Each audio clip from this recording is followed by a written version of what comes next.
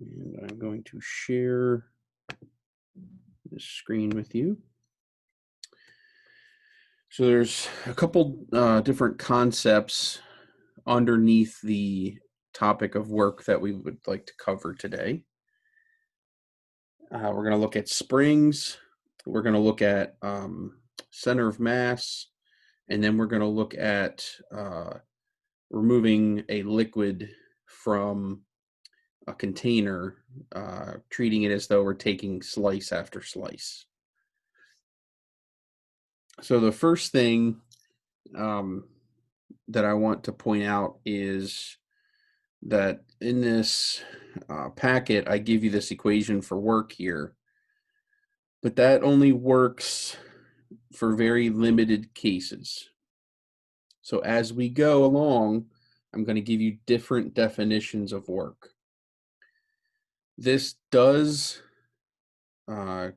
give you the correct solution if the force is called a force function.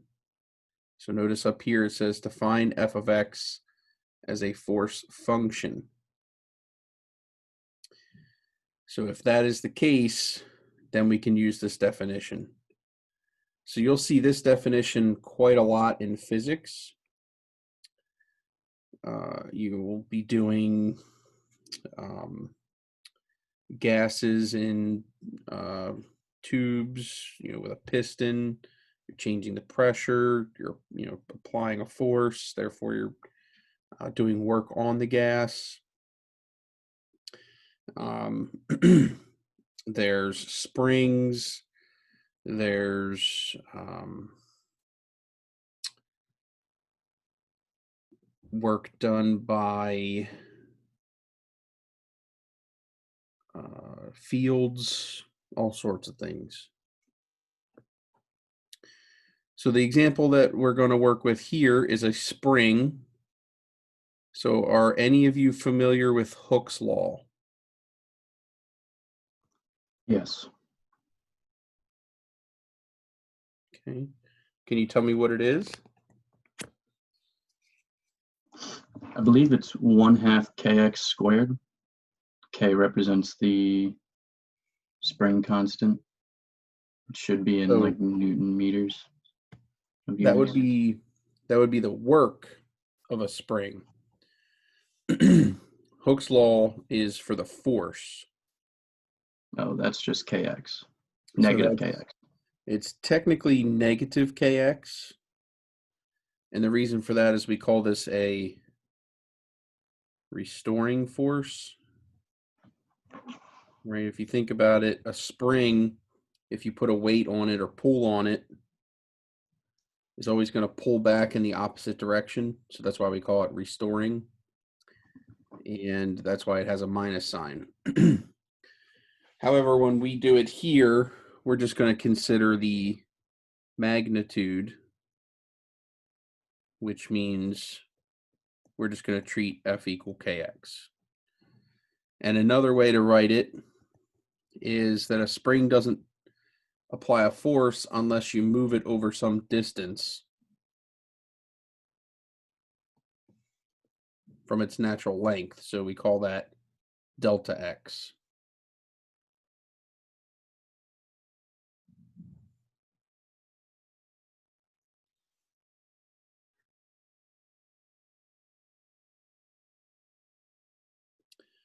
So this first example says spring has a natural length of 2.6 meters. So in a textbook, you'd see something like this.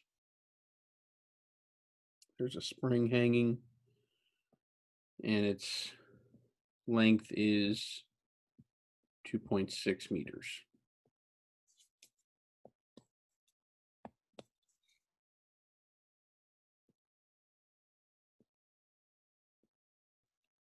Then it says you now stretch it to 3.1 meters by applying 50 newtons.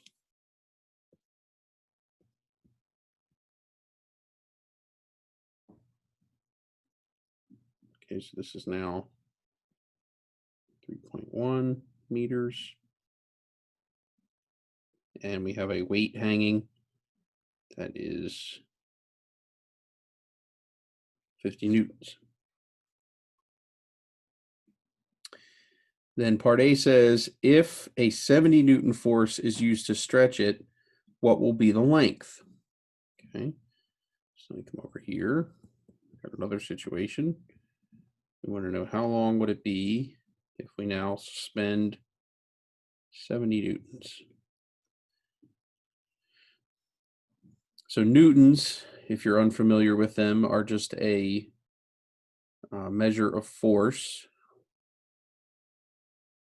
So obviously in the, I think we call ours the empirical units, if I'm not losing my mind here. We have foot-pounds for work, and we call pounds our force. And here we've got newtons.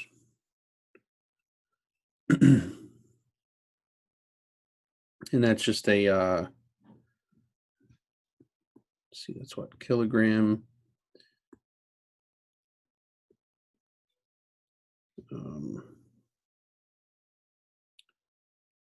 Yeah, kilogram meter per second squared.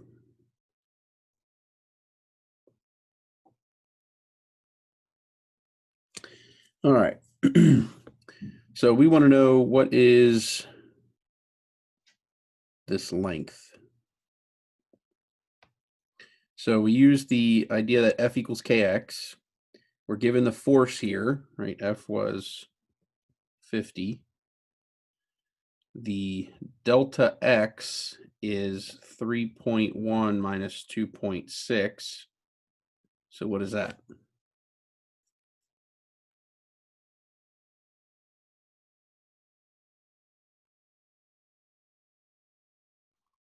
.5. Right. 0.5 meters for delta x. We can solve F equal kx for k. And I realize I haven't even explained what k is, so we'll go ahead and do that as well.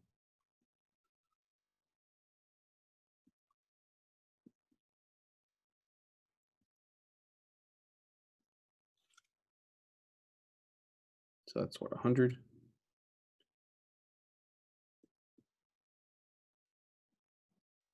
So what is K? K is a measurement of the stiffness of a spring. So we would call that our spring constant.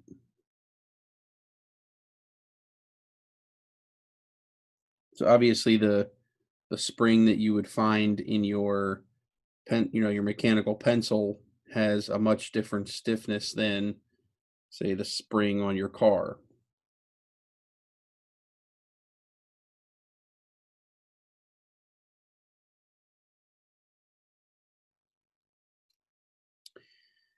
All right. So we've got K. We've got another situation where we have F and we know K. K is a constant, so it stays the same, unless, of course, you start to deform the spring. So we can find the delta X for this situation, for part A. So it is F over K, and that is 70 newtons, or 100 newtons per meter,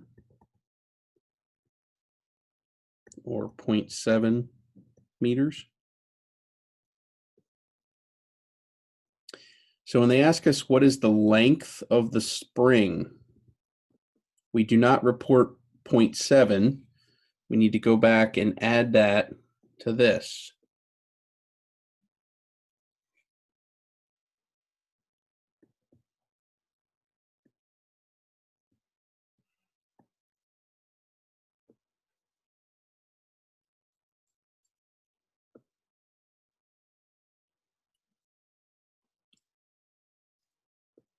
What did you add it to? I'm sorry. The natural length, the length that the spring started with. So Okay. if you just, if you set the spring on a table, it should be 2.6 meters. And then if you apply a weight to it, then it stretches 0.7, and therefore it's a total length of 3.3.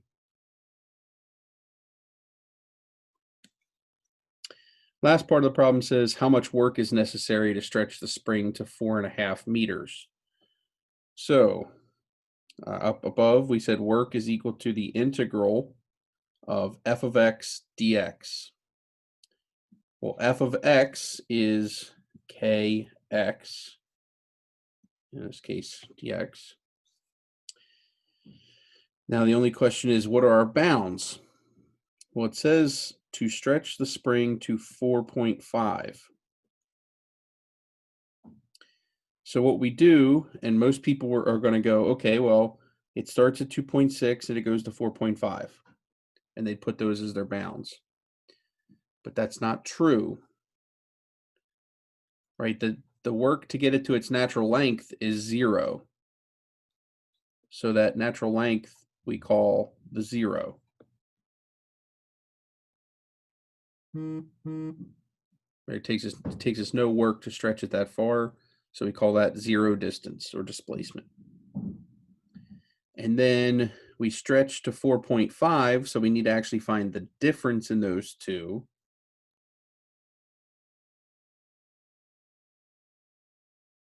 And that'll tell us the x for that bound. So that's 1.9. So we integrate that.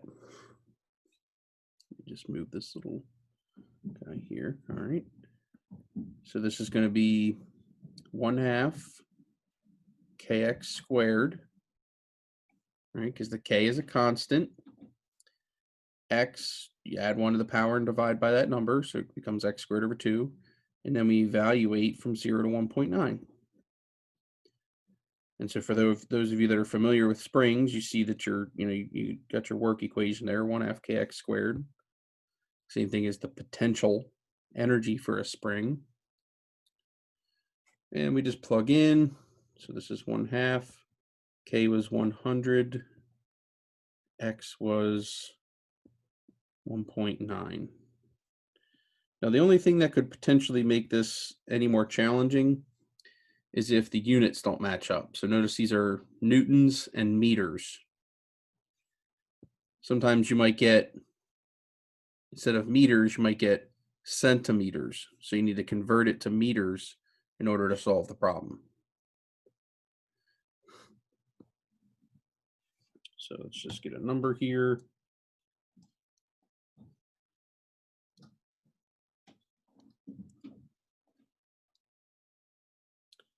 Get 180.5. And then the units, K was newtons per meter. And this distance right here is meters, and it's going to be squared. So you're going to get a Newton meter. Anybody know what that unit is?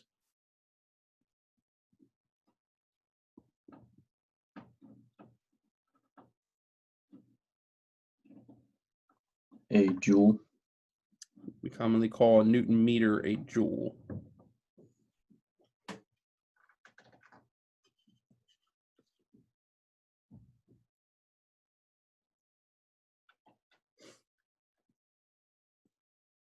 So any questions about the spring, its force, work, any of that stuff? How did you get 1.9? So this is the natural length down here. That starts at 0. And they asked us for the work to get to 4.5 meters. Well, if we started at 2.6, what's the difference in those two? 1.9. So that's why I use that there. Right, because I'm stretching the spring 1.9 meters. So the question is how much work is done to get it to stretch that far. If you plugged in the bounds 2.6 and 4.5 instead, you'd be finding the work to stretch from 2.6 meters past its natural length to 4.5 meters past its natural length. Okay, thank you. All right, so that's one concept, that's springs. Another concept that I want to introduce you to is center of mass, if you're not familiar with that. So let's look at this example. It says a chain that weighs 3 pounds per foot is used to lift an elevator that weighs 600 pounds. Compute the work done when the elevator moves up 100 feet. Okay, so we've got some chain, and it is holding an elevator that is 600 lbs.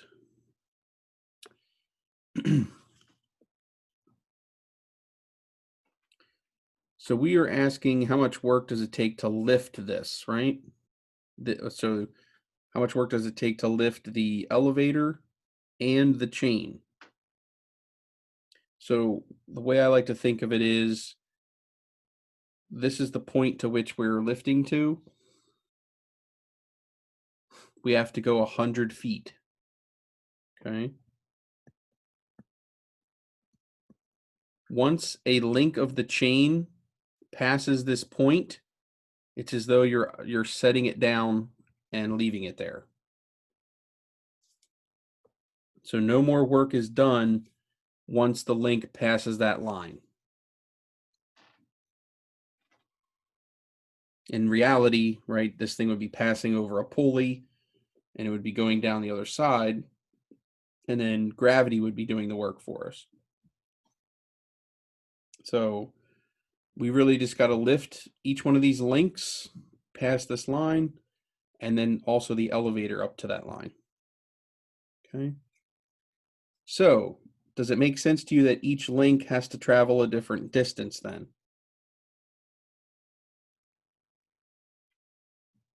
Yes. Actually, let me fix my drawing here. Technically, I only need to get to the top of that guy. So if I move the elevator, he has to move a total of 100 feet, but each link has to move something different.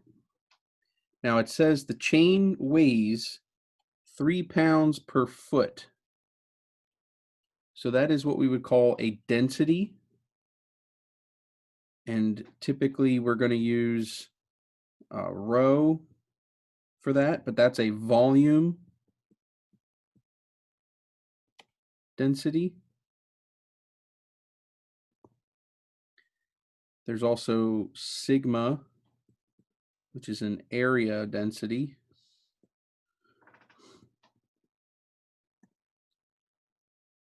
And then there's lambda, which is linear density. Okay. So this is technically a linear density. It's only per foot. It's one dimension. So there's 100 foot of cable. So we can find the weight of the entire chain if we take its density and multiply it by its length. That will give me the weight. And if that doesn't seem to make sense to you, just look at the units. Right, this is 3 pounds per foot times 100 feet gives me back pounds. Right?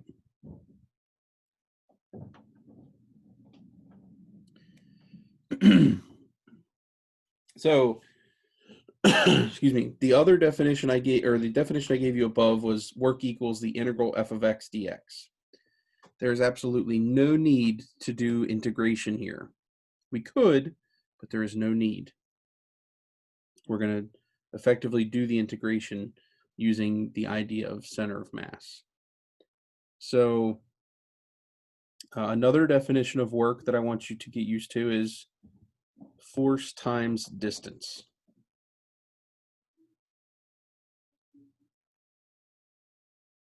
And we're typically going to integrate this.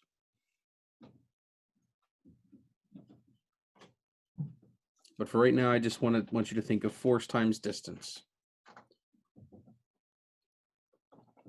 So the work on the elevator is the force, which is also sometimes our weight. Has anybody ever told you that, when you go put yourself on the scale and you look at your weight, that's actually the force of gravity pulling down on you? That's where that measurement comes from.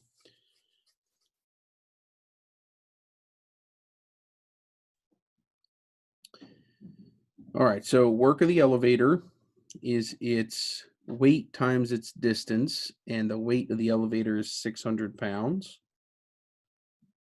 And it has to move a total of 100 feet. So what is that?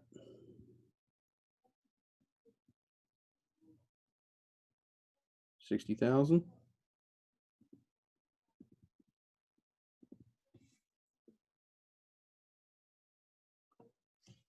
Or is it 6,000? I think I'm losing my mind here. Nope, I'm good. All right, so that's work of the elevator. We need work of the chain. The chain's weight is 300 pounds. How far does the chain have to travel? So as I said, we could do an integral and act as though each chain link moves a different distance. But rather, I'd like to use the idea of center of mass. And I keep saying it, you're probably going, what in the world is center of mass? Well, if I had a ruler, right, and let's say it's 12 inches.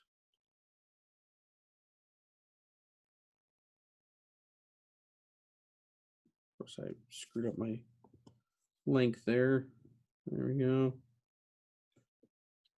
Then if I were to put my finger at 6 inches, right, I should be able to balance it at that point. Unfortunately, I don't have something here in my possession to demonstrate, but hopefully you understand what I'm trying to say. Is it clear what I'm trying to get across? Yeah. Right, so if, same thing with a pencil. If I put my finger in the center, now this one's obviously got a battery and so forth. I should be able to balance it, right, if I hold it right in the center. Now, why is that? Well, that's because all the weight on this end, right, and all the weight on this end are canceling one another and giving us as though all the weight is right there in the center. So for a uniform object, the center of mass is in the center. So what is the center of a 100-foot chain? 50. Be at 50. So the center of mass would be right here in the center. And it has to travel a distance of 50 feet.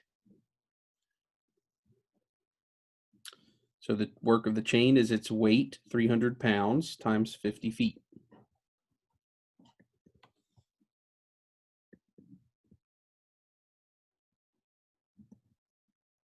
And then the total work then is going to be what, 75,000 foot-pounds. Everybody okay with that one? Did I lose anyone?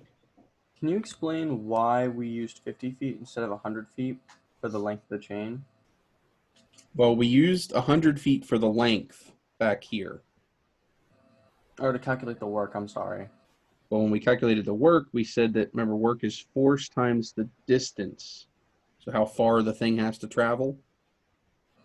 And the center of mass only has to travel 50 feet.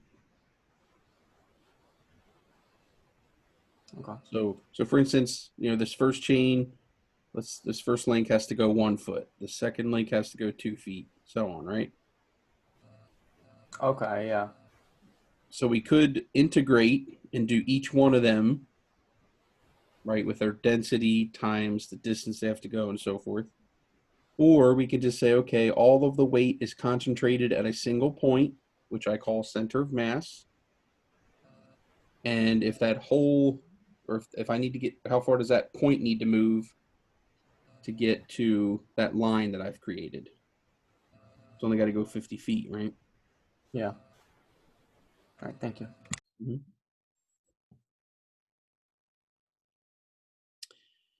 So I think I might try to let you guys try the leaky bucket problem. It uses the same concept, but this time you're going to integrate. So I want to let you try this one.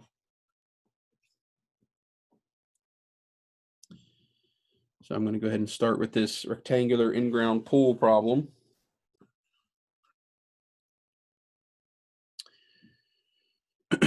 So let's see, what do we got here? It says rectangular in-ground pool, completely full of water, 60 feet long by 30 feet by 5 feet. Okay, so let's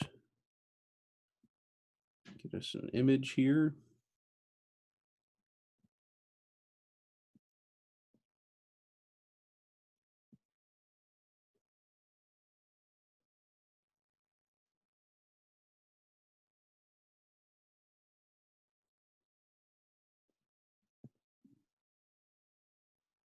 Pretty bad box, but it's there.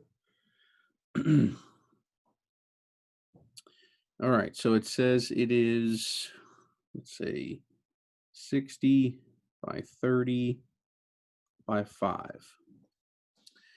It needs to be emptied so that it can be cleaned for the next season. The hotel that this pool is located at has a pump and it has a rating of 1/16 horsepower. So we'll get to that in a second. First, it says find the amount of work necessary to pump the water to ground level. And it says recall that water weighs 62.54 pounds per feet cubed. Now, unfortunately, the textbook uses the term weighs, but is that really a weight that they just gave us? No, it's a density. It's actually a volume density, right? So I'm going to call that rho, and that's 62.54 pounds per feet cubed. All right. So the first thing I like to say about this is when you say we put a vacuum tube or pipe or whatever into this pool, or we drain the pool from the bottom or whatever, when you see a water level and I'm taking the water out or even putting in, does the water rise or fall at an angle, or is it flat as it moves up and down? Flat. Okay, so the reason I asked that question, and I know it sounds silly, but if I then modeled the removal of water as though I'm taking a thin slice of water at a time, does that make sense? Yeah. Okay. So I'm going to come over here and I'm going to express a thin slice of water.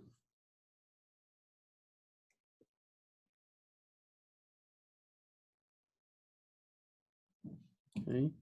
And this is going to have some thickness. I'm going to use dy. So it's got a length of 60 by a width of 30, and it's got a height of dy. So the volume of my slice is 60 by 30 by dy.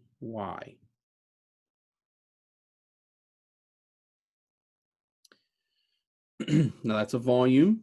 In this case, that's going to be feet cubed. My density here is pounds per feet cubed. So if I want to find my force, it is my density times my volume.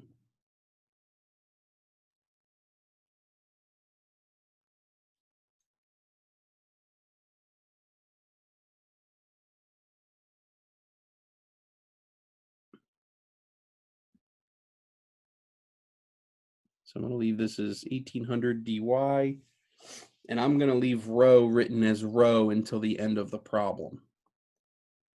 There's no point in plugging it in and making ugly numbers till we get to the end. So force is density times volume. My work is force times distance. But in this case, because my force is a dy or a variable force, I need to integrate.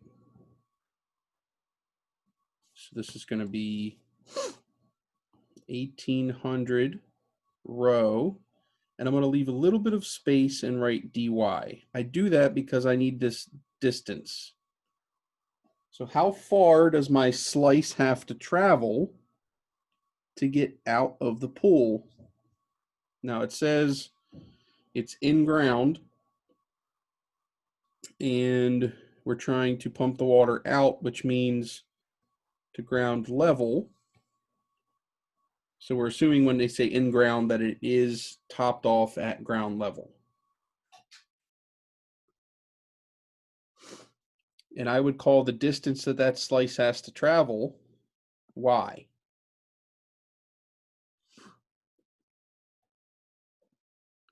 So I put y in there for my distance. The last thing I need are the bounds. So how far does the slice at the top have to travel?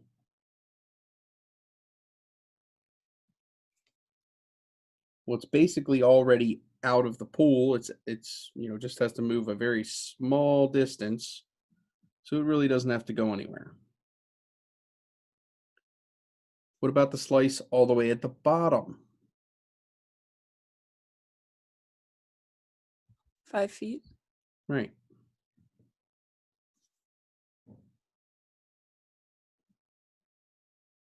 So what do we have here? We've got 1800 rho,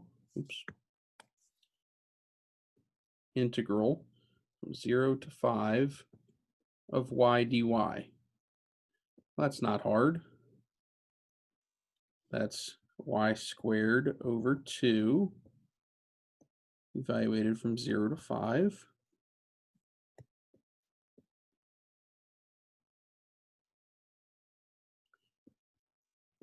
Squared 2 minus 0 squared over 2. And now I'm going to go ahead and plug in rho because I'm at the point where I want to calculate a number at the very end.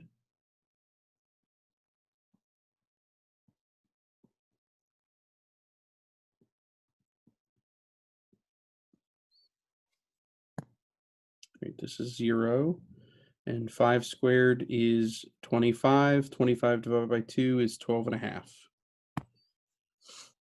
So now just multiply those three things.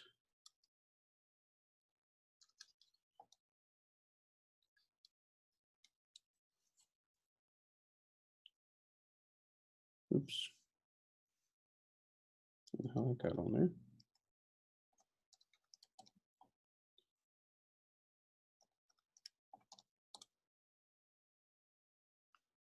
All right, so I get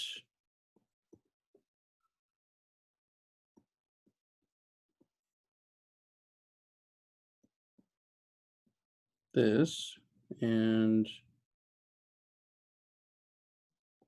that's 1.407 times 10 to the 6th.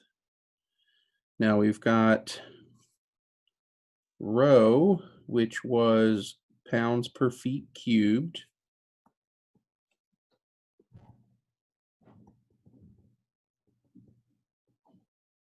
The let's see, 1800 was feet squared. And then we got y squared out of there, so that'd be another feet squared. So looks like foot pounds, which is what we should get.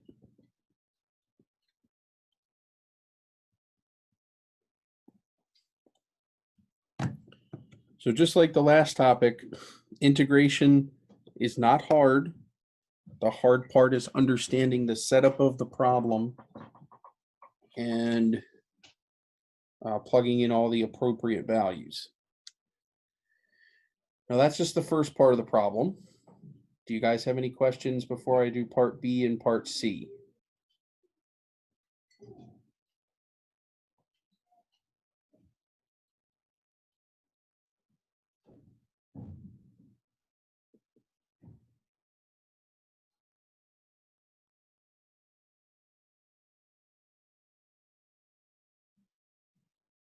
Okay, I just want to clarify. So when we're plugging that y in, that's supposed to represent the change in like distance from the surface. Y is the distance that the slice has to travel to get to ground level. So it's variable because each slice has to move a different distance. Right. Okay. Yeah, that's how I was thinking about it. Okay. Anybody else? For your final answer, is there a what was the reason for making to like a exponential, or like taking it 1.407 times 10 to the sixth power? Just kind of invoking some scientific notation.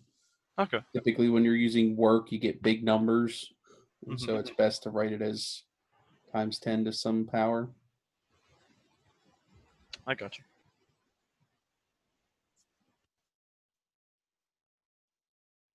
All right, so that's the value we get for the work done to remove all the water out of this pool. Now, this hotel is going to hire us to take that water out, okay?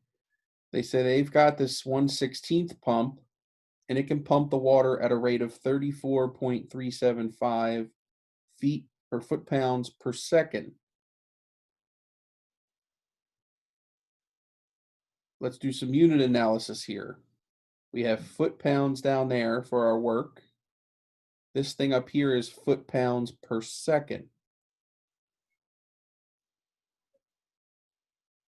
What are we thinking we should do here?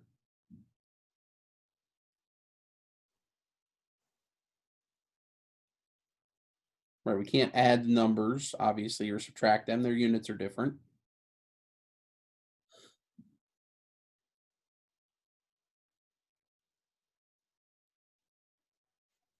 Any ideas?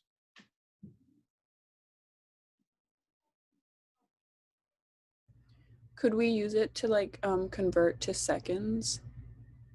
So if we were to take the number that we solved for and divide by that number that was just given, then the units would be seconds, right? Yeah. So let's take this number and divide by 34.375.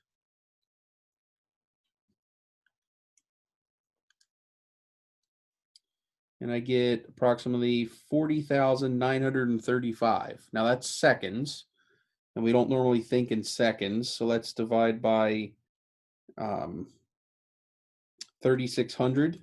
And the reason for that is there's 60 seconds in a minute and then 60 minutes in an hour. So that'll give us hours. And it turns out to be 11.37 hours. So if we use that pump, it would take us 11.7 hours to complete the job. Sorry, 0.37. Let's just say 0.4. Now, if we use this pump that we would supply, right? Let's divide this number again.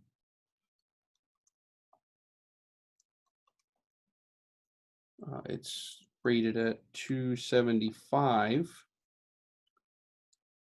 Okay, so this time we get 5,000 seconds. again, dividing by 3,600 to give us hours, I get 1.42 hours. So the question I always joke is kind of vague. It says, should we use this pump or should we use this pump? Well, my answer to that is, well, it depends. Are you paying me by the hour or are you paying me for the job? If you're paying me by the hour, I'm using that 1/16 horsepower pump. If you're paying me to do the job, I'm using the 1/2 horsepower pump.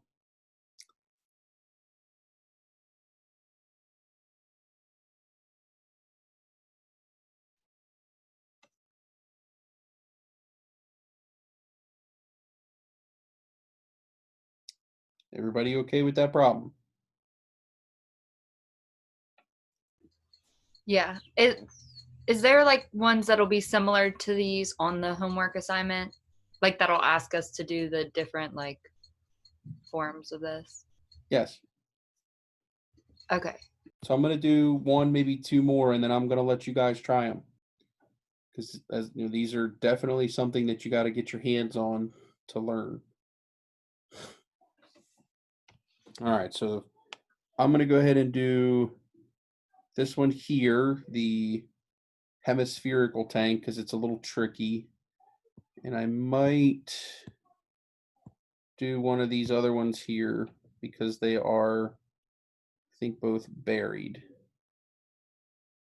Yeah, this one's buried. This one's also buried. Okay. So in-ground hemispherical tank that is 30 feet in diameter, holds oil that weighs 81.7. Let's put a little space here because it always gets me. Pounds per feet cubed. How much work is needed to pump the oil to ground level? Okay. So they gave us the density, right? They told us it was 81.7 pounds per feet cubed. So that's a volume density.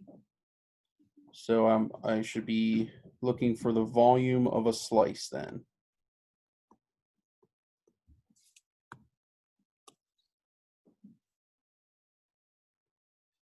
And then given that, I need to find the force. It's going to be rho times V.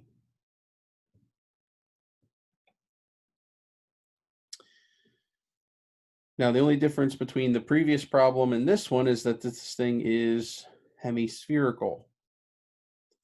So we're talking about, let me see if I can draw this decently here.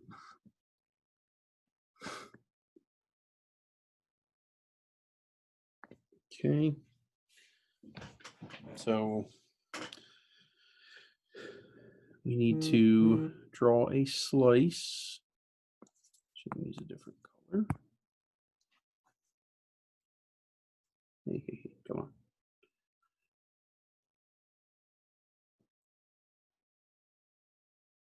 Ooh, come on now. Oh, terrible.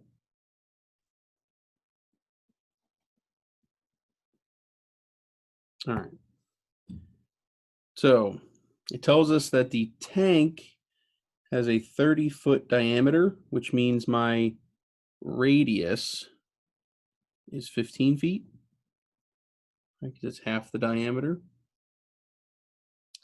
So this distance is 15. I also have a radius of my slice, which I will just call little r. Actually, let me call it big R since I called that one little r. Okay. Now, because this thing is a hemisphere or half a sphere, as long as I draw a point from the center to any point on the side of the sphere, that's also the length of the radius. So from here down to here is also 15.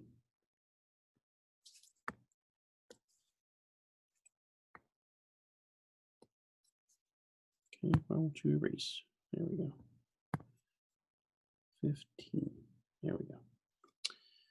And then we just need to define the distance from the top of the sphere down to the slice.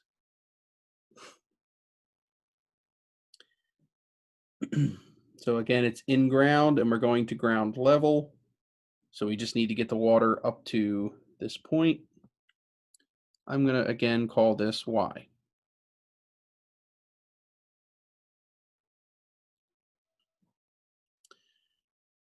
All right, so what is the volume of my slice? Well, what does a slice look like of a sphere?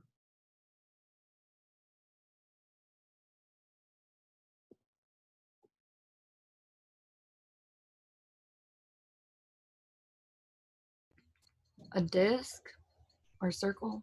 So it's circular, but it has some thickness, right?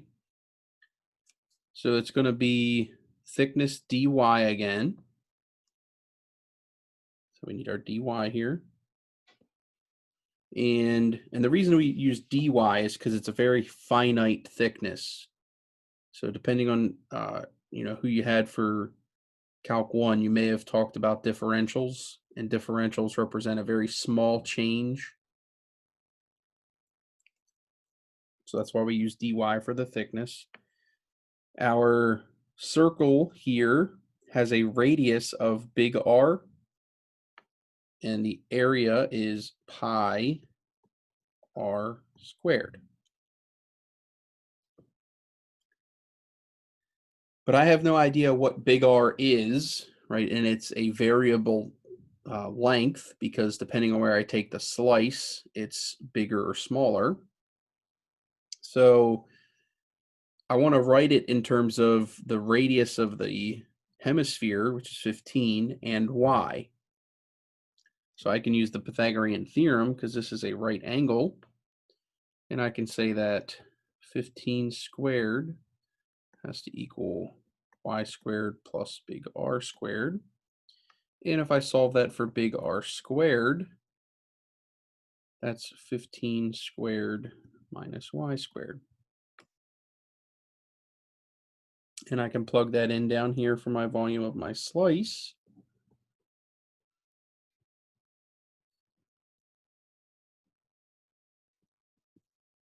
Like so. And if that's the volume of my slice, then the force is rho times V. So it's just that quantity all times rho.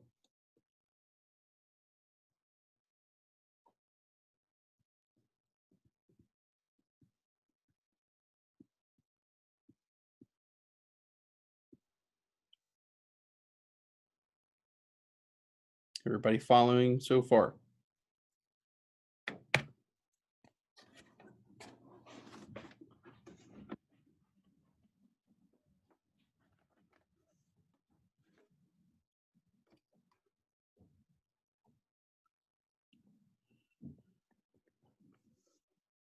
All right, I'll take that as a yes.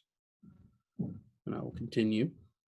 So the work then is the integral of that force times its distance.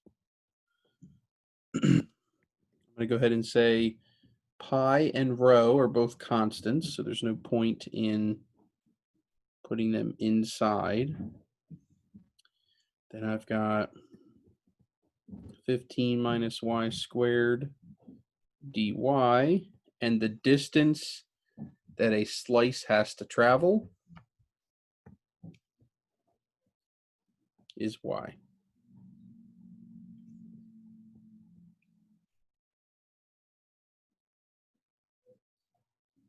Okay, so the only thing I included was that. I have to step away for a second. My fire alarms just started going off. Hold on. Okay.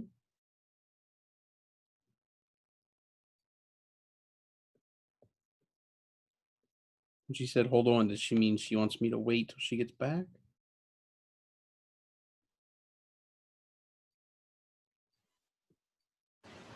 I guess so.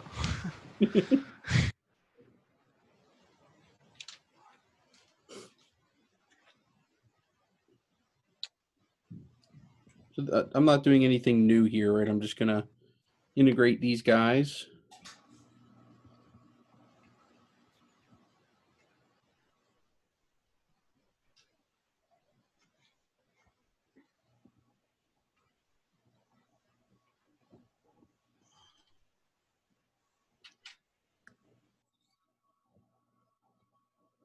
Now, the only thing that we didn't do was we didn't look for the bounds. So how far does the slice all the way at the top have to go?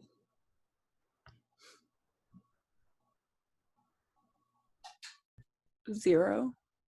Right, because it's already basically at ground level, right? And then what about all the way at the bottom?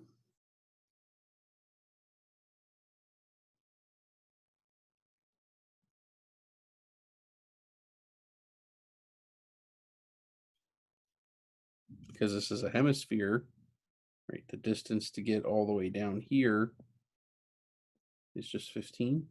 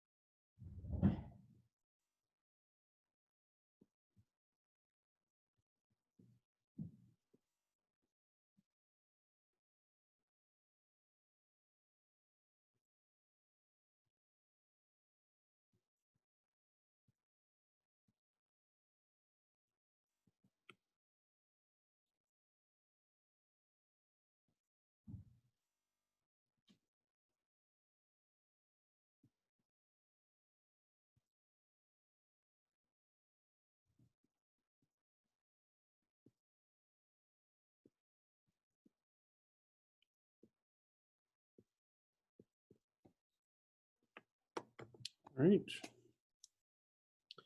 So let's see what that comes out to be.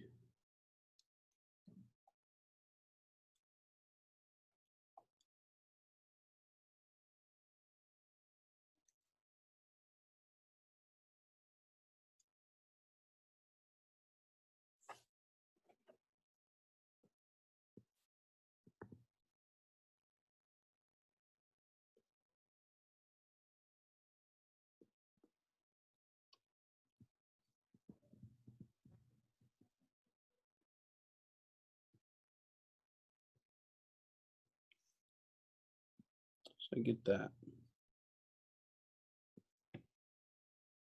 Maybe we should round this up.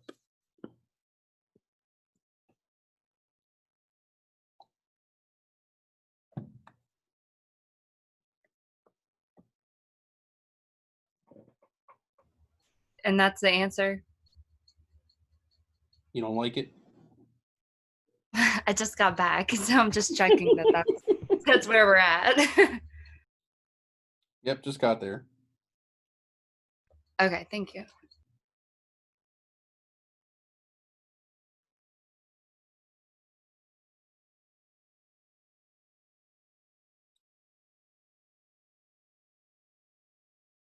So would you like to see one more example, or do you feel comfortable enough to go ahead and try some? I would like one more example because I missed half of this one. Okay.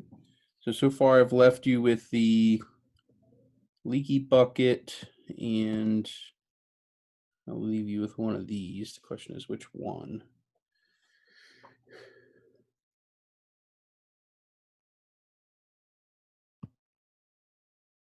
You should leave us with one of the harder ones.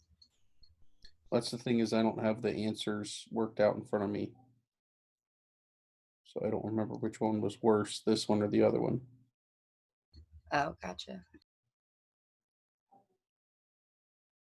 I think I might just discuss what it means to be buried with you and go ahead and let you try it. Okay. Because we have tons of time left. And I feel like just sitting here watching me do these is not doing you any good.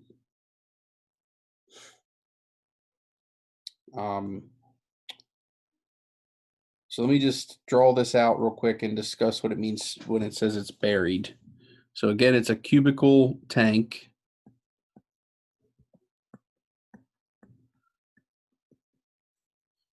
Oh, need some space to actually bury the darn thing, huh?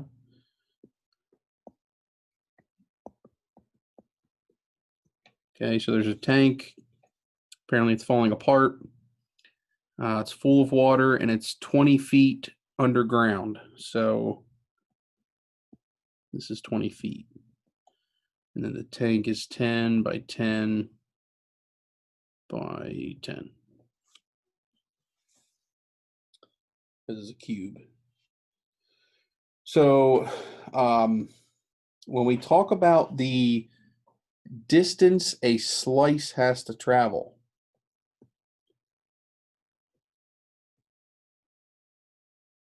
there's different definitions for what we call y.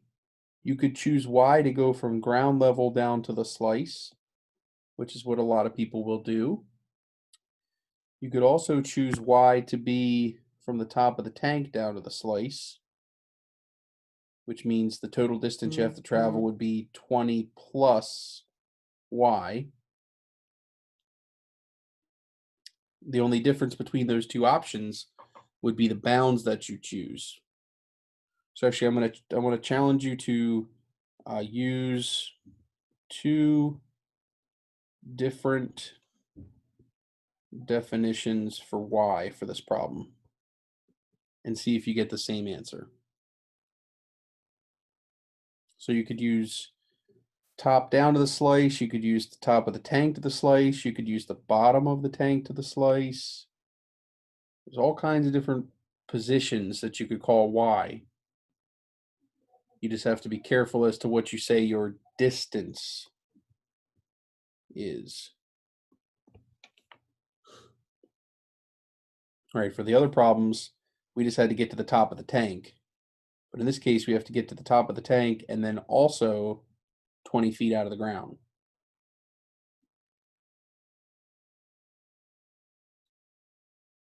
Is this sort of clicking or not?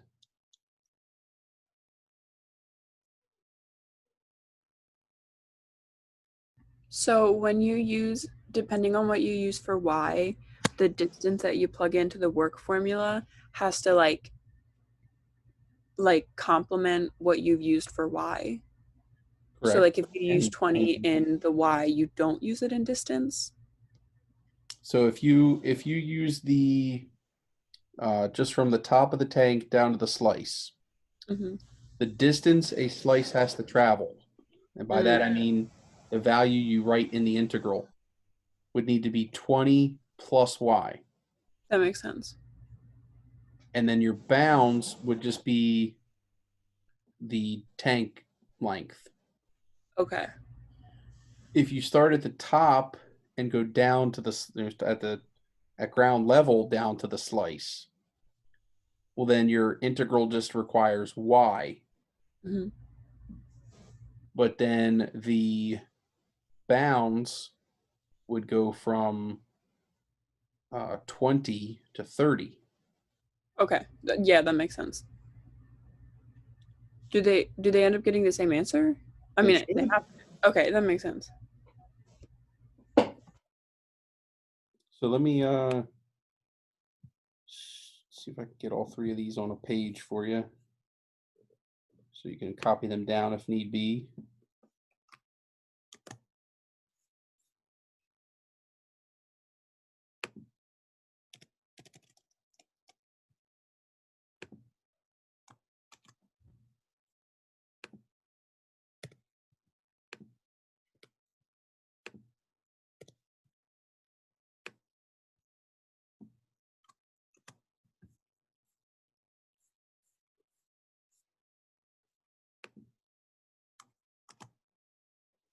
So you've got about an hour and a half to do these 3 problems.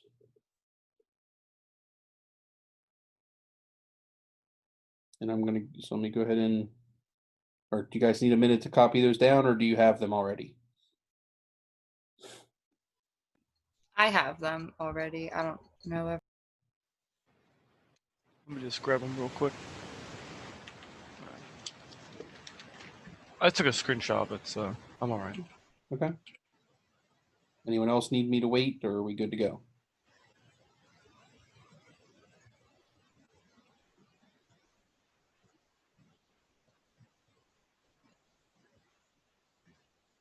Okay, as usual, I will interpret silence as whatever I choose. So I will say that that's a yes, sir, we may continue.